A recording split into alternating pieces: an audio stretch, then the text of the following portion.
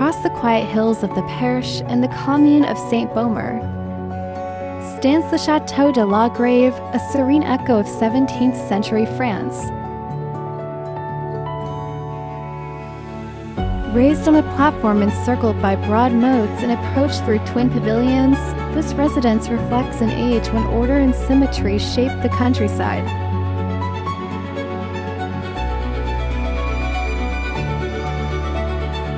Linked to statesman Abel Servien, the chateau witnessed a century that negotiated peace and redefined power, even as life here followed the gentle rhythm of fields and forests.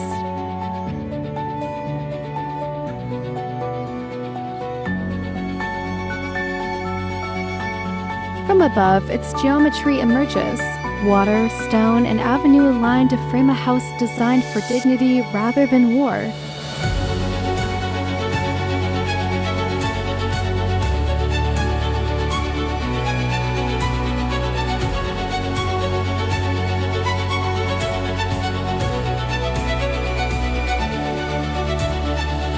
Today, the Chateau de la Grève remains private and discreet, but its presence still guides the landscape, a calm reminder that history also speaks in whispers.